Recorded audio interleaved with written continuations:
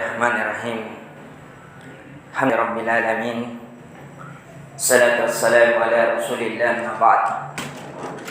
Allahumma nas'alu ra'fatak wa an tushghiluna ila ra'fatik wa an taj'alana minar ra'uf. Assalamualaikum warahmatullahi wabarakatuh.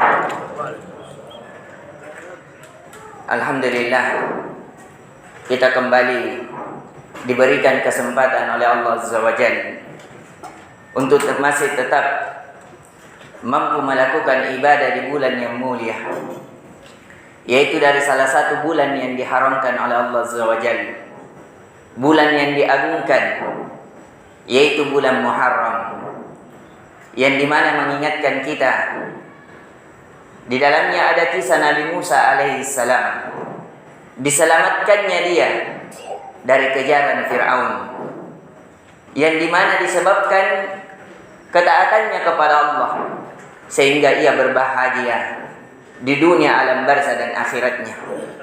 Dan pada bulan ini juga kita mengambil pelajaran tentang bagaimana Fir'aun walaupun memiliki kekuatan yang sangat kuat, ajudan yang begitu banyak, tentara-tentara yang tak terkalahkan, tapi disebabkan kemaksiatan kepada Allah, dia dibinasakan dengan secepat mungkin, yaitu dengan ditenggelamkannya di Laut Merah. Dan di pertemuan kali ini kita kembali membahas dari nama-nama Allah Azza wa Jalla, yaitu Ar-Ra'uf. Dari nama Allah Ar-Ra'uf ini di dalam Al-Quran itu terulang 11 kali. Namun 10 kali untuk Allah Azza wa Jalla, 1 kali untuk Nabi kita sallallahu alaihi wasallam. Dari misalnya kita dapati di surah Al-Baqarah ayat 207 kata Allah Azza wa Jalla, "Wa minan nasi man yashri nafsahu batigha mardatillah." Di antara manusia ada yang menjual dirinya, mengorbankan dirinya untuk Allah Azza wa Jalla di atas ketaatan kepadanya.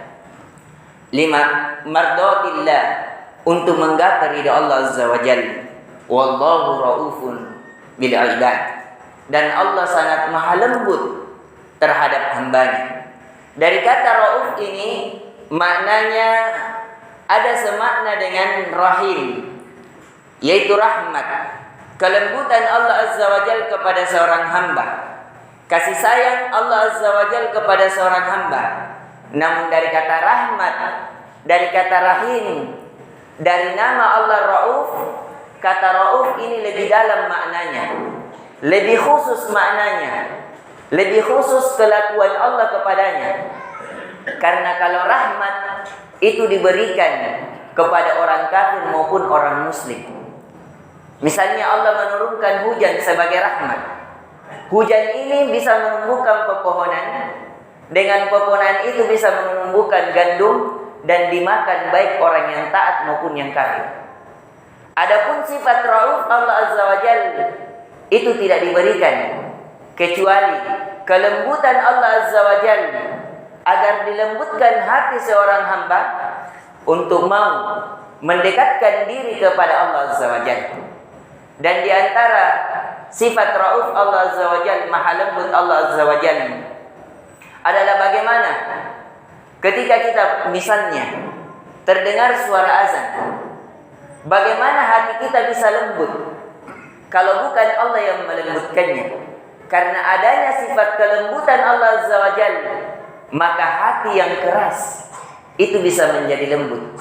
Masalah-masalah yang kita hadapi yang sulit itu bisa menjadi mudah. Kegelapan-kegelapan dari perkara dunia yang kita tidak mampu selesaikan, mampu terselesaikan karena kelembutan Allah Azza wa Jalla. Dari segala perkara, berapa banyak kesesatan yang kita tidak mampu mengetahuinya, mana kesesatan, mana kebenaran, mana hak, mana yang batil. Tapi ketika kita mampu memahami ini hak adalah hak, yang batil adalah yang batil, keimanan adalah keimanan, kekufuran adalah kekufuran, sunnah adalah sunnah, bid'ah adalah bid'ah, itu di antara kelembutan Allah kepada kita yang dimasukkan pada hati kita, pada akal kita, pada pendengaran kita, pada langkah kaki kita, pada keyakinan-keyakinan kita. Itu dari sifat kelembutan Allah Azza wa Jalla. Maka dari itu Nabi sallallahu alaihi wasallam juga dimaksudkan, disifatkan dari hamba-hamba yang memiliki sifat rauf. Dari sifat raufnya Allah Azza wa Jalla, sekali lagi kita ingatkan bahwa dia sifat secara khusus yang diberikan kepada orang yang beriman, bukan kepada orang yang kafir. Dan sifat raufnya ini Allah Azza wa Jalla itu hanya bersikap kebaikan seluruhnya. Kalau rahmat, bisa jadi seseorang diberikan penyakit oleh Allah Azza wa Jalla, itu bagian dari rahmat Allah Azza wa Jalla, disebabkan sebab penyakit itu tergugurkan dosa-dosa, mendapatkan banyak pahala kesabaran di dalamnya. Tapi kalau raufnya Allah, kasih sayang yang lembut Allah Azza wa Jalla, itu tidak mungkin. Tidak mungkin buruk pada amalannya maupun akibatnya. Kalau sifat rauf Allah Azza wa Jalla seluruhnya baik, awal hingga akhirnya. Seluruhnya baik pada keadaan dan ketika kita menjalaninya.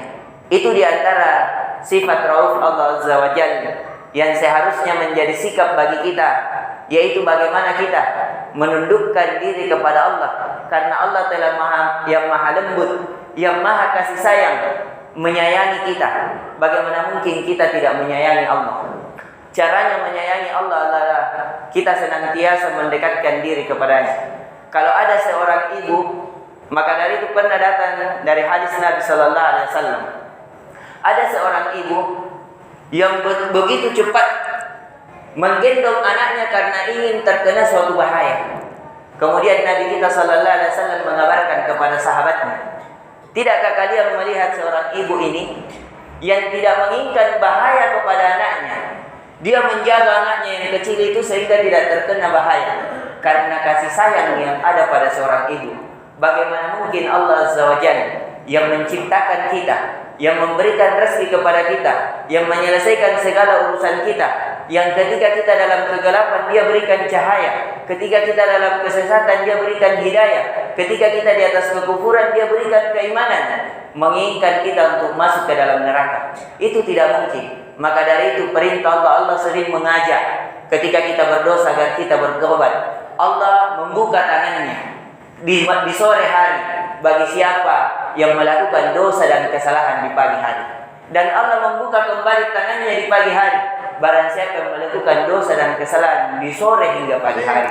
Ini yang bisa kita sampaikan sekali lagi, dan kami ingatkan kembali bahwa dari makna rauf ini adalah kelembutan Allah Azza wa Jalla secara khusus kepada seorang hamba, yang dimana seharusnya dengan sikap lembut Allah Azza wa Jalla melahirkan ketundukan lebih tunduk kepada Allah Azza wa Jalla. Innahu waliyyu dzalika wal qadiru alaihi. Subhanakallahumma bihamdik, asyhadu an la ilaha illa anta, astaghfiruka wa atubu ilaik.